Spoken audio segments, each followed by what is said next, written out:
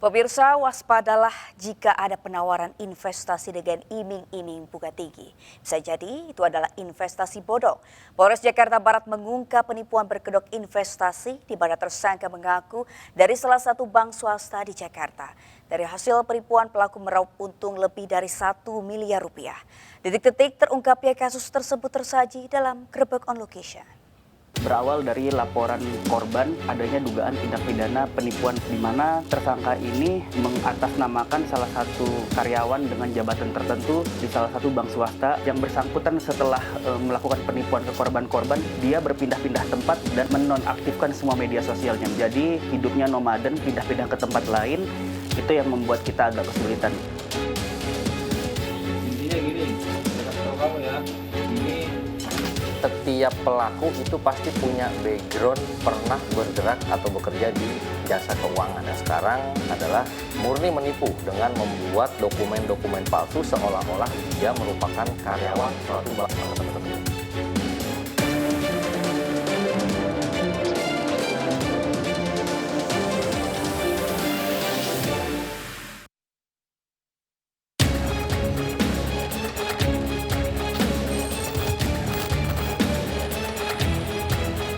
Pemirsa, siapa yang tak tergiur akan penawaran investasi dengan iming-iming imbal hasil tinggi hanya dalam kurun waktu yang cepat. Tapi jangan salah, karena biasanya penawaran seperti ini adalah penipuan atau investasi bodong. Seperti yang baru-baru ini berhasil diungkap oleh Unit Krimsus Polres Metro Jakarta Barat yang mengamankan seorang pelaku dengan raupan keuntungan lebih dari 1 miliar rupiah. Lantas seperti apa modus yang digunakan oleh pelaku? Selengkapnya dalam Gerebek on Location.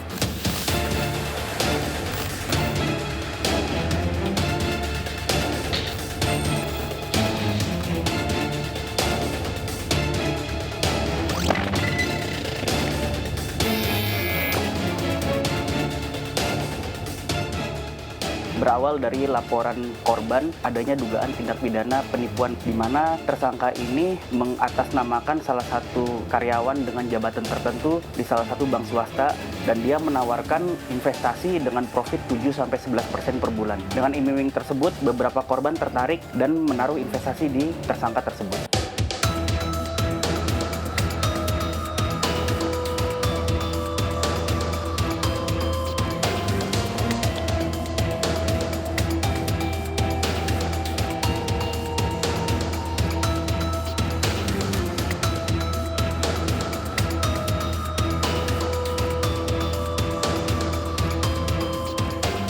Dia berpura-pura menjadi salah satu pegawai dengan jabatan tertentu di bank swasta, mendatangi perusahaan-perusahaan besar, terutama perusahaan asuransi. Jadi dia mendatangi langsung dan bertemu dengan direksi di tempat tersebut. Setelah bertemu, jadi dia menawarkan salah satu produk investasi, dia memakai kartu nama dan memakai formulir bank tersebut. Jadi seakan-akan dia bergerak atas nama bank swasta tersebut.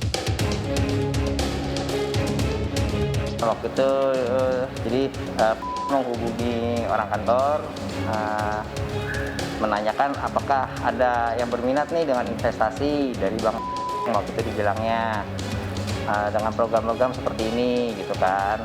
Lalu karena seperti program yang menarik, akhirnya saya coba bersama teman-teman sini, yaudah coba datanglah ke kantor, jelasin apa sih programnya kan.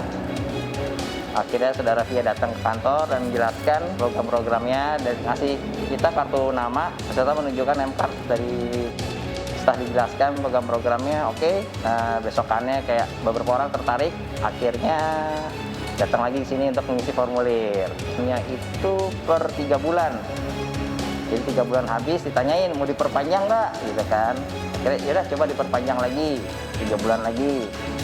Akhirnya oh ini programnya udah nggak bisa diperpanjang nih gitu, jadi uangnya kita tarik dulu, tapi dia menawarkan program lain. Ini tapi ada program yang lain lagi, programnya ada tapi berbeda gitu. Memang ada sih yang kayak hadiah emas atau gimana, tapi programnya berbeda sama sekali. Nah ya udah, semenjak itu kita udah mulai curiga sebenarnya, sampai akhirnya ada satu korban juga yang coba ngecek ke sana dan itu nggak ada program seperti itu.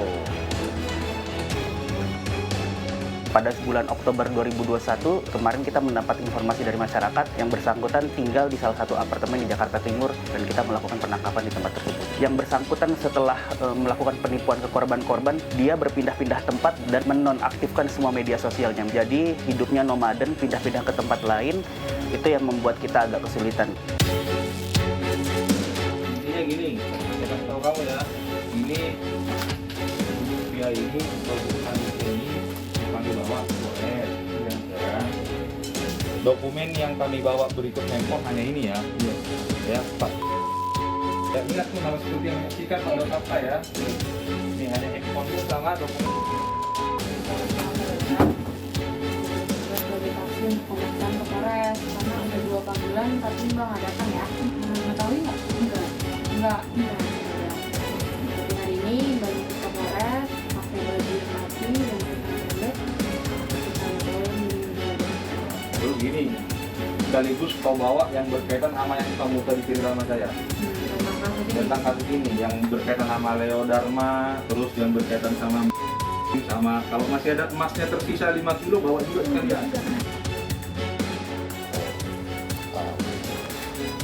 Pada dasarnya setiap pelaku itu pasti punya background pernah bergerak atau bekerja di jasa keuangan, entah asuransi atau perbankan. Cuma metodenya saja yang berbeda. Ada yang menggunakan semacam jejaring seperti MLM atau skema Ponzi itu. Nah, kalau yang sekarang adalah murni menipu dengan membuat dokumen-dokumen palsu seolah-olah dia merupakan karyawan suatu bank tertentu.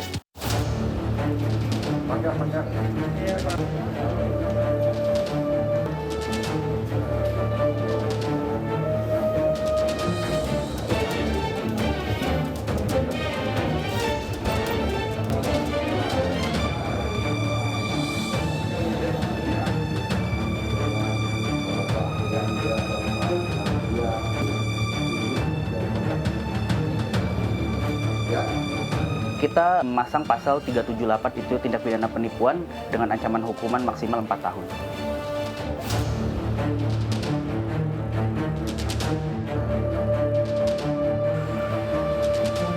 Tingginya permintaan yang tak dibarengi dengan pemahaman literasi keuangan ini menjadi sejumlah faktor mengapa penipuan investasi atau investasi bodong ini sulit diberantas di Indonesia. Kita sebagai masyarakat tentunya harus hati-hati, jangan mudah tergoda dengan rayuan produk-produk investasi yang tak jelas. Selalu cek terlebih dahulu, periksa mengenai legalitas perusahaan yang menawarkan investasi.